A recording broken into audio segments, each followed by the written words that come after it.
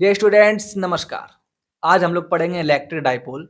साथ ही जानेंगे इस डाइपोल की वजह से डिफरेंट पॉइंट्स पर इलेक्ट्रिक फील्ड और दूसरे एक्सटर्नल इलेक्ट्रिक फील्ड में इस डाइपोल का बिहेवियर। So let's start. सबसे पहली बात, इलेक्ट्रिक डाइपोल आखिरकार होता क्या है? यदि आपके पास दो चार्ज हों जो कि इक्वल एंड अपोजिट हों और एक सेपरेशन हो उनके बीच में, तो इस अरेंजमेंट को बोलते हैं इलेक्ट्रिक डाइपोल।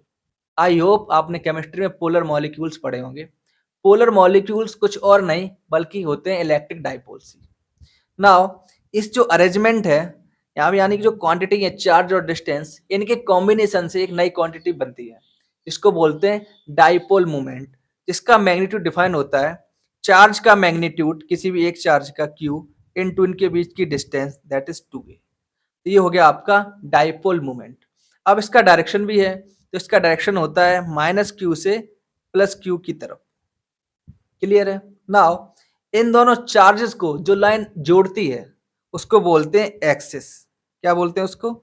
एक्सिस। तो इन दोनों चार्ज को मैंने इस लाइन से यहाँ पे ऐड कर दिया है, कनेक्ट कर दिया है, तो ये क्या होगी? इनकी एक्सिस होगी। क्लियर? इतनी सी बात। नाउ अब इन दोनों चार्ज का एक बीच में मिड पॉइंट भी होगा, जिससे दोनों इक्वल डिस्टेंस पर होंगे, तो उसको बोल देंगे क्या? Mid point of the axis. Clear? इतनी सी बात। नाउ अब आगे बढ़ते हैं। चलिए पता करते हैं electric field due to dipole at any point on the axis. Now यहाँ पर आप देखिए, आपको पी पॉइंट दिख रहा होगा। इस पी पॉइंट पे हमें निकालना है इलेक्ट्रिक फील्ड। ये किस पे लाई कर रहा है? इसकी एक्सिस पे। और इसकी जो डिस्टेंस है mid point of the dipole कितनी है? वहां से इसकी आर है। नाउ अगर हमें इलेक्ट्रिक फील्ड नेट निकालना हो तो हम लोग क्या करेंगे? जो दोनों चार्जेस हैं उनकी वजह से जो भी इलेक्ट्रिक फील्ड हो रहा होगा यहाँ पे, उन दोनों को ऐड कर देंगे वेक्टर एडिशन के द्वारा, हमको मिल जाएगा क्या? Net electric field. तो यदि आप ध्यान दें तो -q चार्ज की वजह से इलेक्ट्रिक फील्ड इस p पॉइंट पे किधर होगा? इस डायरेक्शन में, राइट। और +q चार्ज की वजह से किधर होगा? इसके अपोजिट डायरेक्शन में, राइट। नाउ हम लोग इन दोनों को क्या करेंगे? ऐड कर देंगे। तो net electric field at point p क्या होगा?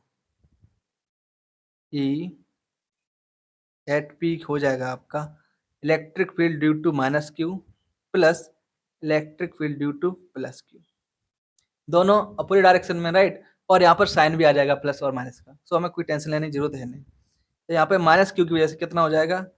-q/4πε0। डिस्टेंस कितनी है देखिए, यहाँ से इस p पॉइंट की डिस्टेंस इस -q से है r + a, राइट।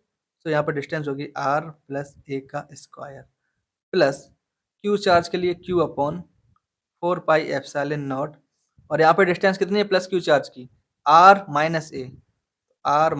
a का स्क्वायर। क्लियर इतनी बात? नाउ इसको हम लोगों को ऐड कर देना है, ऐड का साइन लगाया हुआ है। तो q कॉमन, 4πε0 भी कॉमन आ गया, ब्रैकेट में चला जाएगा 1/r - a का whole square minus 1/r + a का होल स्क्वायर। क्लियर इतनी सी बात? नाउ यदि आप इसको थोड़ा सॉल्व करें तो आपको क्या मिलेगा? यहाँ पे q/4πε0 नीचे आ जाएगा r - a का स्क्वायर r + a का स्क्वायर, राइट ना। ऊपर क्या बचेगा? r² + a² प्लस का रहेगा, तो यहाँ पे आपको जब आप सॉर्ट आउट करोगे तो मिल जाएगा 2 × 4 r × a, राइट। क्लियर है? नाउ यदि आप थोड़ा सा और इसको सॉर्ट आउट करके लिखें तो आपको मिलेगा q × 4ra divide by 4πε0 r² - a² का होल स्क्वायर। क्लियर है? ये आपका निकल के आ रहा है ई नेट। तो ये हमें मिला इलेक्ट्रिक फील्ड। लेकिन क्या होगा अगर ये जो r है बहुत बड़ा हो जाए इस a डिस्टेंस? उस वक्त हम लोग ये जो डिनोमिनेटर में a है इसको नेग्लेक्ट कर सकते हैं। क्यों? क्योंकि ये आ रही है r के साथ सबट्रैक्शन में, राइट। तो इस कंडीशन में अप्रोक्सीमेट वैल्यू हो जाएगी आपकी नेट इलेक्ट्रिक फील्ड की q × 4ra divide by 4πε0 r⁴, power से एक पावर कैंसिल, तो मिलेगा q 4a divided by 4πε0 r³। यहाँ पे आप देखिए जो इलेक्ट्रिक फील्ड का डिके हो रहा है या जो कम हो रहा है वो हो रहा है 1/r³ से, ना कि 1/r² से। ठीक है, इस बात को आप याद रखिएगा। नाउ तो यदि आपको यहाँ पे डायपोल मोमेंट दिख रहा हो तो उसकी वैल्यू क्या हो जाएगी, देखिए यहाँ पर डायपोल मोमेंट की वैल्यू हो जाएगी 2p, राइट। नाउ तो इलेक्ट्रिक फील्ड क्या हो गया, 2p divide by 4 pi epsilon naught R cube. Direction किधर होगा, सीधी सी बात है, अगर आप ध्यान दे रहे हो तो आप यहाँ पर ध्यान दीजिए।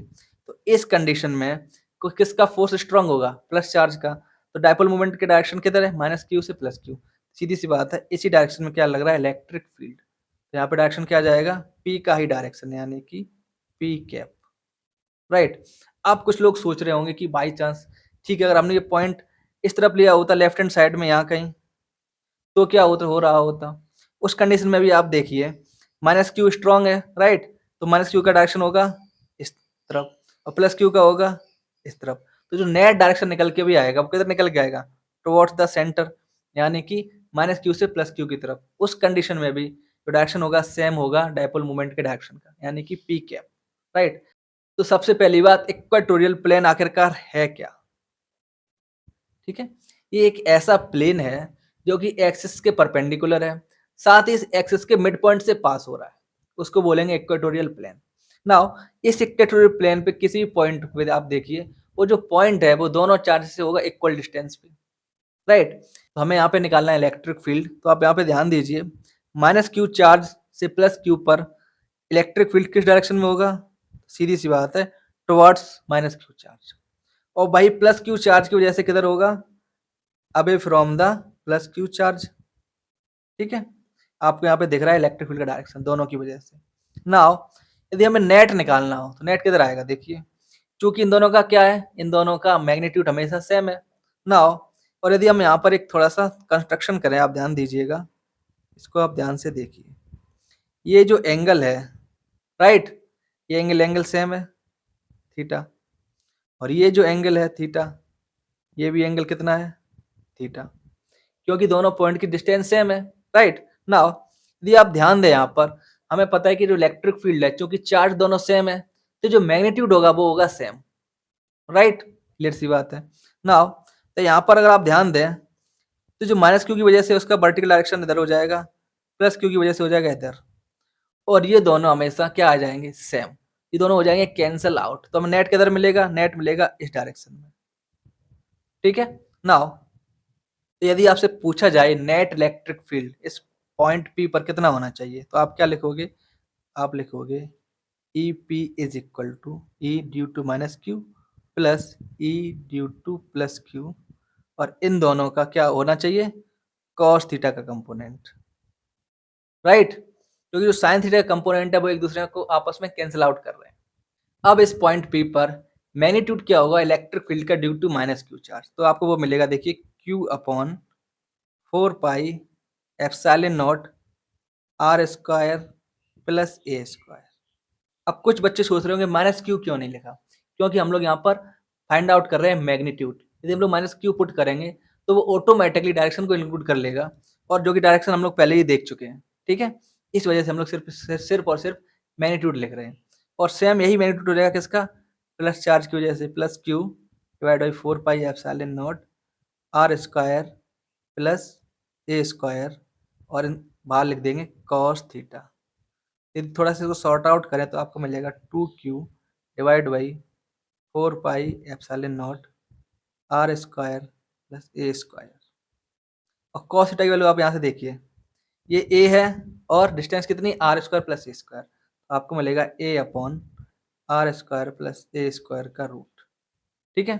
सॉर्ट आउट करें तो आपको क्या मिलेगा, 2qa divided by 4 pi epsilon naught R square plus A square की पावर 3/2, ये आपको मिला ए का पर मैग्नीट्यूड।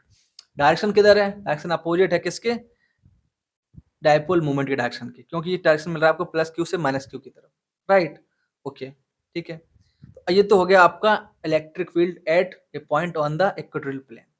डायरेक्शन क्या है पता है, अपोजिट है किसके, डायपोल मूवमेंट की। नाउ क्या होगा अगर हम लोग जो आर निकाल रहे हैं ज़्यादा हो जाए, बहुत ज़्यादा हो जाए इस ए से, इस कंडीशन हम लोग सेम फिर से इस ए को ड्रॉप करेंगे, हमको मिलेगा यहाँ पर E at a point on P is equal to 2qa divide by 4 pi epsilon naught R cube.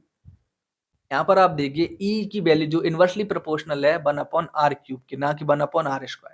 ठीक है। नाउ अगर हम लोग इसको लिखना चाहें डायपोल मोमेंट के टर्म्स में, तो आपको क्या मिलेगा यहाँ पे p/4 पाई एप्सिलॉन नॉट r³ और यदि वेक्टर साइन लगाना चाहें तो E vector is equal to क्या मिलेगा आपको, minus of P cap. Clear थी इसी बात। और अगर डायरेक्टली आपको लिखना चाहें तो आप ऐसे लिख सकते हैं E vector is equal to minus P vector divide by 4 pi epsilon naught r³। I hope यहाँ तक आपको समझ में आ गया होगा।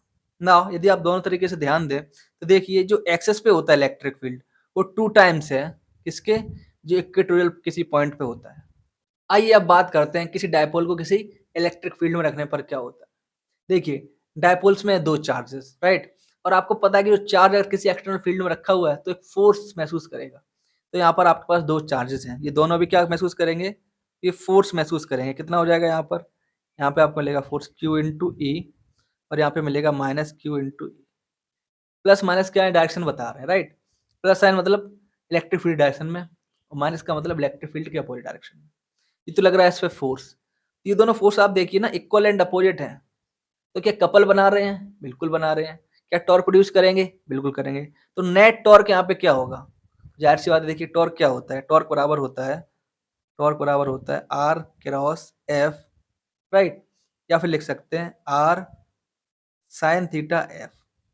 तो यदि हमें यहाँ पे टॉर्क निकालना हो तो कैसे मिलेगा, देखिए इस प्लस क्यू को देखिए, राइट, और सेंटर से देखिए इलेक्ट्रिक फील्ड का डायरेक्शन ये रहा। तो कितना एंगल बन रहा है यहाँ पर, एंगल बन रहा है यहाँ पे मान लीजिए थीटा। ठीक है। तो टॉर्क कितना होगा टोटल, नेट टॉर्क देखिए आप यहाँ पे आपको मिलेगा ए साइन थीटा क्यू इंटू ई और इतना ही टॉर्क मिलेगा आपको माइनस चार्ज के द्वारा। तो कितना होगा नेट 2 इंटू, इसको थोड़ा सा अरेंज करके लिखते हैं, आपको मिलेगा यहाँ पे 2a³ साइन थीटा इंटू ई। अब 2a³ क्या है, डायपोल मोमेंट, राइट। तो ये क्या लिख गया हमने, तो हमने यहाँ पे लिखा है p साइन थीटा ई। इसको ऐसे लिख सकते हैं p क्रॉस ई। नेट टॉर्क आपको क्या मिला, p क्रॉस ई, राइट। तो इस कंडीशन में जो फिगर बना है इसके अकॉर्डिंग ये कैसे रोटेट करेगा, क्यू इधर जाना चाहेगा माइनस क्यू इधर जाना चाहेगा, राइट।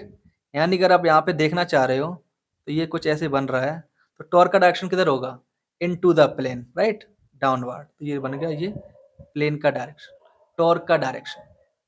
क्लियर इतनी सी बात। यानी कि किसी इलेक्ट्रिक फील्ड में यदि आप डायपोल को पुट करेंगे तो उस पर एक टॉर्क लगेगा किसी एंगल पे होगा, तो इसकी वजह से वो क्या कर देगा, रोटेट करना शुरू कर देगा और यहाँ पर मिलेगा आपको एक ऑसिलेशन SHM। ठीक है ना, क्यों, क्योंकि अगर वो अगर ऐसा रखा होगा, ठीक है, तो यहाँ से यहाँ जाएगा, ओवरशूट कर जाएगा, फिर यहाँ से यहाँ बैक जाएगा, तो ये चीज़ चलती रहेगी।